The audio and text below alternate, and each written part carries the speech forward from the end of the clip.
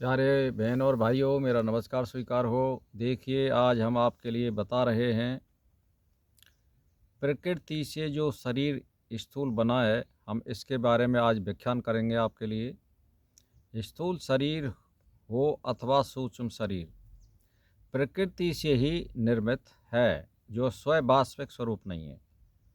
स्वयं का वास्तविक स्वरूप तो वह चेतनात्मा है, जो ब्रह्म है, जो इस अन्नमय कोश स्थूल शरीर में अहम बुद्धि रखता है, जिससे इसे अपना स्वरूप मानकर इसी में आसक्ति रखता है। इसका सर्वदा त्याग कर देना चाहिए। मुक्ति के लिए इससे भिन्न कोई मार्ग नहीं है।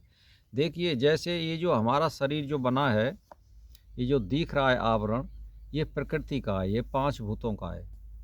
तो पृथ्वी, अग्नि, जल, वायु, आकाश, इससे बना हुआ है ये। और इसके अंदर एक सूक्ष्म रूप और है, जिसको हम अपनी आँखों से नहीं देख सकते।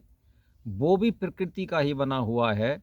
जब आत्मा जाती है इसमें से निकल के, तो वो सूक्ष्म शरीर जो 5 तत्वों का जो सार है, उसमें उसके अंदर आत्मा का निवास होता है। यानी इसको ले जाने वाली जो शक्ति है वो प्रकृति है, उसके अंदर जो है आत्मा का निवास होता है और वो उसको यात्रा कराता है।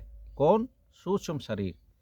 अब इसमें आसक्ति करने से आप कभी भी सुख नहीं पा सकते। ये सीधी सी बात है। प्रकृति अपने नेम के अनुसार कार्य करती है। वह मनुष्य को सुख और दुख देने की इच्छा नहीं रखती, किंतु मनुष्य कई अपेक्षाएं और कामनाएं और इच्छाएं और वासनाएं जिसको यह पूर्ण करना चाहता है, उससे उसकी आसक्ति बढ़ जाती है। इसी आसक्ति के कारण जब उसकी पूर्ति नहीं होती है तो यह दुखी होता है, और जब इसकी पूर्ति हो जाती है तो वो नाचने लगता है, गाने लगता है और आशीर्वाद देता है। जैसे मान के चलिए, जब बाढ़ और ओले आते हैं या आग की आपदा आती है, तो ये कोसता है, रोता है, चिल्लाता है। और जब बादल गरजते हैं, बरसात होती है, तो ये आनंद लेता है, उसमें परमात्मा को आशीर्वाद देता है। तो देखिए, सुख और दुख का जो मामला है उससे परे रहिए आप, और इनसे परे है चेतन आत्मा। यानी सूक्ष्म शरीर और स्थूल शरीर जो दिख रहा है, उसमें बैठ कर के आत्मा सूक्ष्म शरीर में अवश्य जाती है, लेकिन मुक्ति के लिए और ब्रह्म को प्राप्त करने के लिए वो सूक्ष्म शरीर का भी त्याग करना पड़ेगा। वो युक्ति से होगा, अपने आप तो होता नहीं है। जैसे आपने देखा होगा, बहुत से जो मनुष्य होते हैं, जो महात्मा के रूप में होते हैं, जो त्यागी होते हैं, तपसी होते हैं, धूना तपते हैं, और वो अग्नि का चारों ओर घुरिया सा बना लेते हैं, उसमें बीच में बैठ जाते हैं। या गल्लेन सन्यासी होते हैं, वो कहते हैं कि मैं अन्न जो है अपने हाथ से सेक करके नहीं खाऊंगा, यानी अग्नि का स्पर्श नहीं करूंगा। उसमें यही अपेक्षा होती है। मृत्यु के बाद में आत्मा के साथ में अग्नि और वायु और आकाश, ये 3 तत्व जाते हैं। तो मुक्ति के लिए ये निश्चित है, आपको अग्नि को छोड़ना पड़ेगा।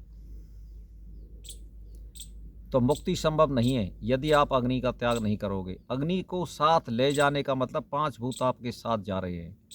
तो जब मुक्ति होगी तो ये सारे अलग हो जाते हैं और आत्मा का शुद्ध स्वरूप मालूम होता है। जो चेतन शक्ति है वो ब्रह्म में मिल जाती है, और ब्रह्म में मिलने के बाद वो फिर ब्रह्म और आत्मा में कोई अंतर नहीं रह जाता है।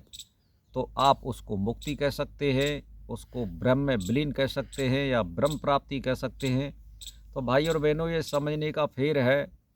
आप जो है इससे अपेक्षा मत करिए। जो मिल रहा है उसको सहज स्वीकार करिए, और नहीं मिल रहा है तो भी उसको सहज स्वीकार करिए। यदि आप ज़्यादा ललायत रहेंगे और उसकी इच्छाओं की पूर्ति नहीं होगी तो आपको दुख होगा।